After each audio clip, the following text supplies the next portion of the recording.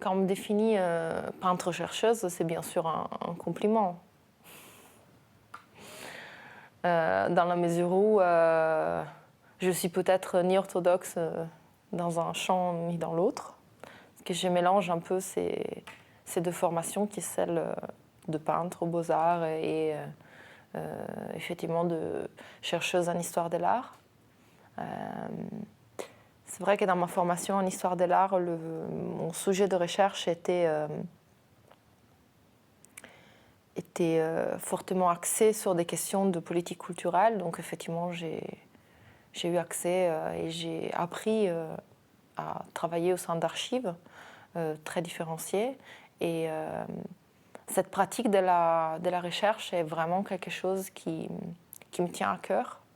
D'autant plus que, je pense maintenant en parlant, mais c'est vrai qu'à un moment, pendant mes études aux Beaux-Arts, l'écriture d'un mémoire était devenue nécessaire, ce qui était bien sûr quelque chose de très mal vu dans un contexte de ora et labora, de peinture intensive, où en fait voilà, le peintre n'avait qu'à faire que ça. Et je me souviens d'un professeur qui disait mais c'est complètement idiot, les peintres n'écrivent pas, ils peignent.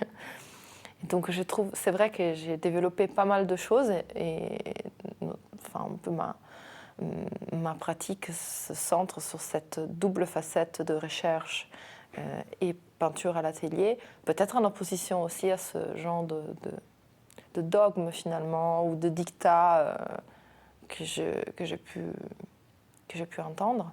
Quand je parle d'archives, ce ne sont pas nécessairement des archives comme en fond dans un musée, dans une fondation, dans des archives départementales ou d'État. Ce que j'appelle archives peuvent être aussi des albums de famille ou des sources qui seraient peut-être pas intéressantes pour un historien ou un historien de l'art. Je compose à partir de tout ça et j'aime bien dire que je donne ça en pâture à la peinture, mais que ce soit la recherche ou la peinture, ce sont vraiment des pratiques qui pour moi sont... J'utiliserais presque le mot de jubilatoire parce que ce sont voilà, des pratiques qui me rendent heureuse et qui sont à la fois nécessaires, même si bon, les périodes de recherche ne sont, surtout vu les sujets auxquels je fais parfois face, c'est pas toujours... sont des sujets parfois un peu lourds, un peu graves. C'est qu'à un moment, dans mon travail, je me suis posé la question de ce que c'était de faire de la peinture aujourd'hui, et en particulier, comment je faisais moi cette peinture. Et alors, très logiquement, j'ai évidemment, aux Beaux-Arts, j'ai beaucoup travaillé. On avait des heures et des heures de cours d'anatomie artistique, de cours de nu. Mais j'ai très peu travaillé avec des modèles vivants. Je pense que bien que je sois absolument hermétique aux nouvelles technologies et à des pratiques qu'on peut considérer comme plus contemporaines, mon regard d'imbécile rétinienne, pour citer notre ami Marcel Duchamp, est quand même, même mon imaginaire pictural s'est construit à partir d'images d'écran, d'images bidimensionnelles, d'images figées finalement. Et très tôt, j'ai fait de la peinture à partir de photographies. Ce qui était aussi quelque chose qui était assez mal vu aux Beaux-Arts de Venise. Et paradoxalement, quand je suis partie à Leipzig pour rencontrer des artistes à la mode de cette école, cette question de la photo venait beaucoup en fait. On méprisait un peu un artiste qui, peut-être en opposition avec l'école de Düsseldorf, mais on méprisait un peu ça. Et pour moi, en fait, c'est devenu vraiment un statement de travailler avec... c'est très important de travailler avec la photographie. Pas n'importe quelle photographie, parce qu'en fait, ce sont des photographies qui sont sélectionnées, qui sont vraiment... que je trouve dans le cadre de recherches spécifiques. Mais cette question de la peinture et de la photographie me heurtait à toutes les problématiques de la peinture contemporaine. Et donc forcément aussi à la question d'une peinture photoréaliste comme celle de Gerhard Richter, où en fait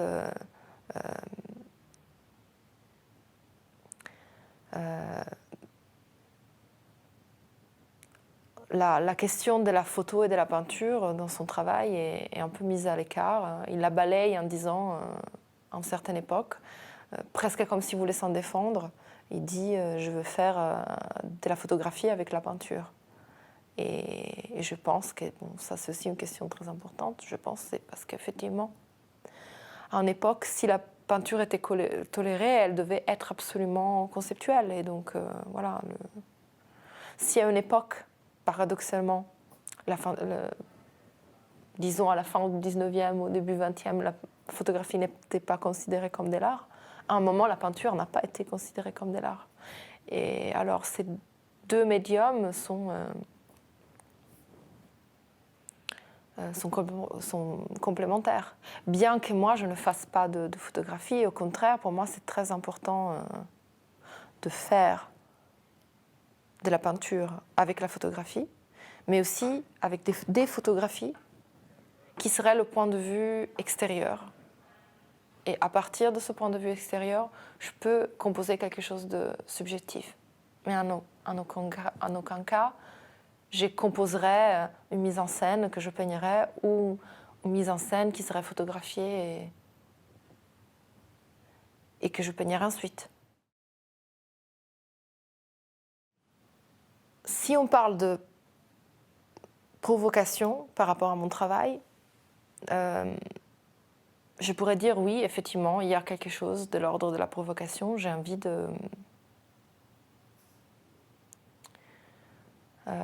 effectivement de provoquer des choses, en tout cas provoquer la pensée chez le spectateur. C'est pour ça que je parle souvent de problématiques. Une des catégories de l'art en République démocratique allemande était les problèmes builders. C'est travaux problématiques, des œuvres problématiques. Je trouvais ça... peut-être ça ne fait pas beaucoup rire les artistes allemands, parce que c'était quand même dans un contexte totalitaire et d'art de propagande, mais j'ai trouvé ça assez efficace, cette formule.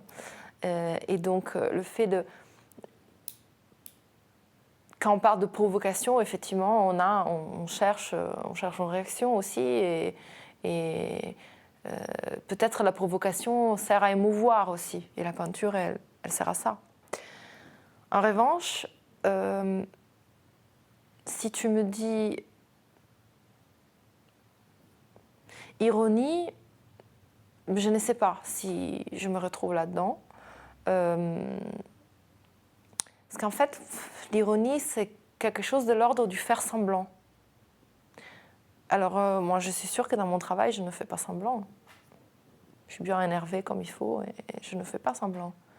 Mais par contre, il y a un humour qui est nécessaire parce que ça amène un détachement par rapport à moi-même, à ma pratique, à mon œuvre. Et d'ailleurs, je pense à une interview que j'ai regardée plusieurs fois de Pierpaolo Pasolini qui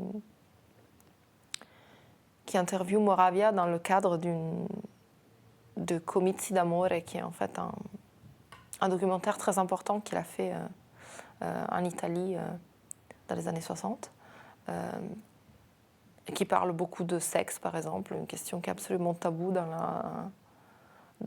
la société italienne, surtout à l'époque.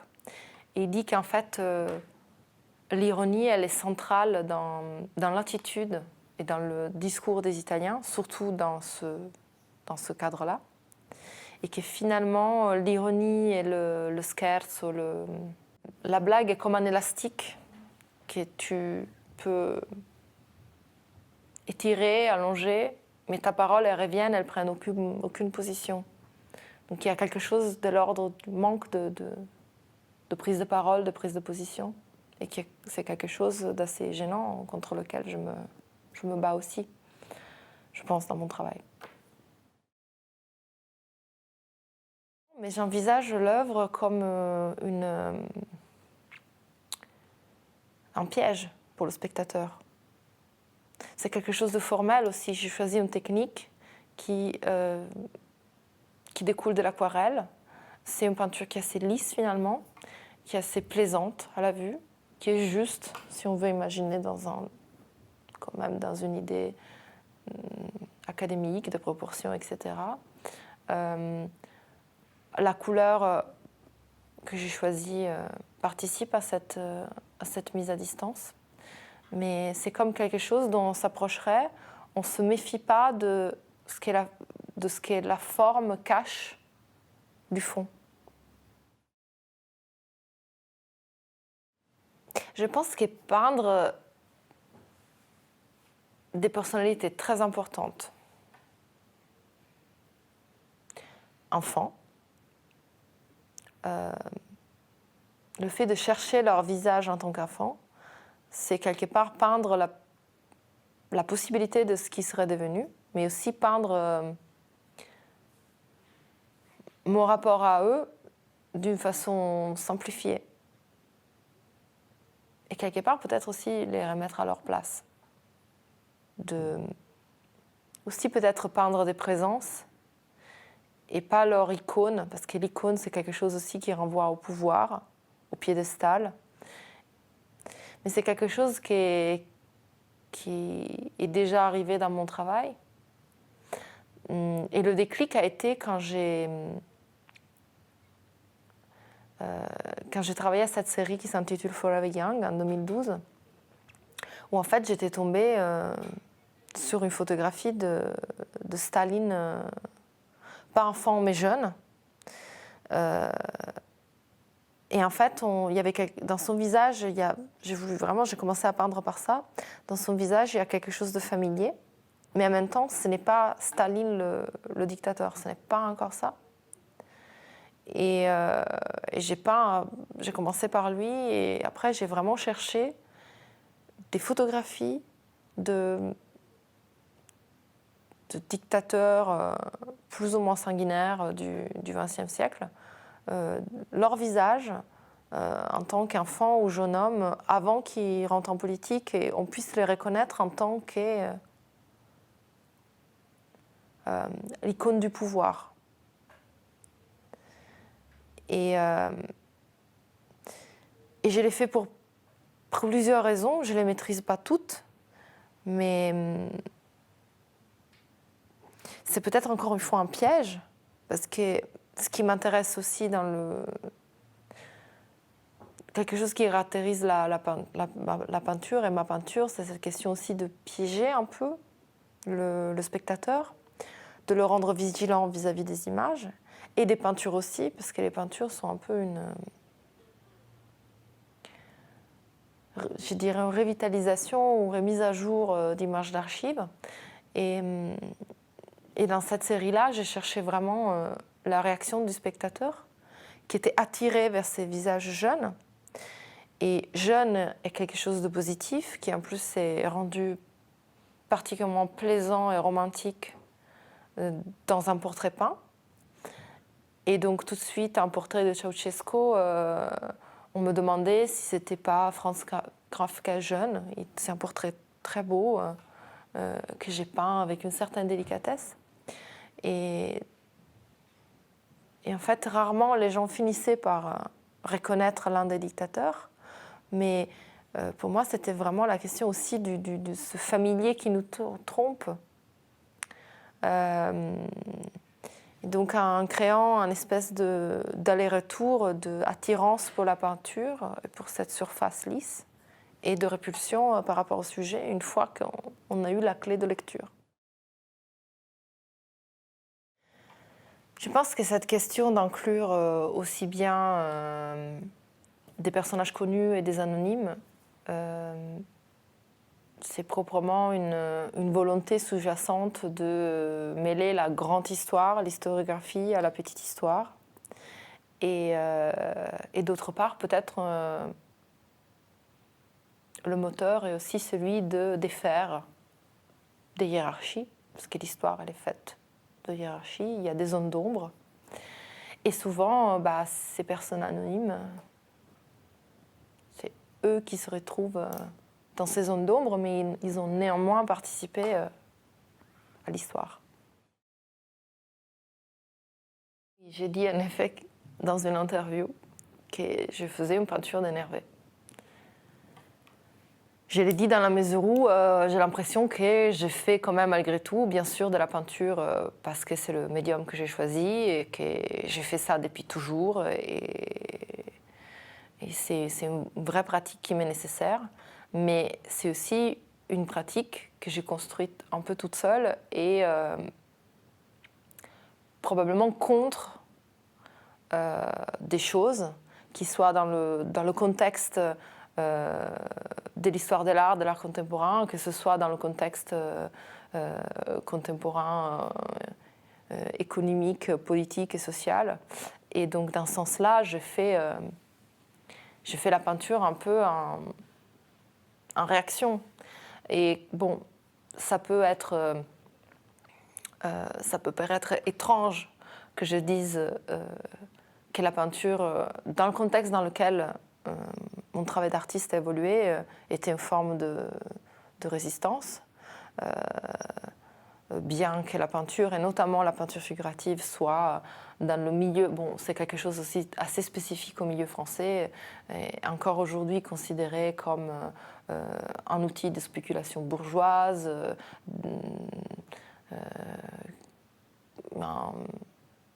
un art purement commercial, peu dans des...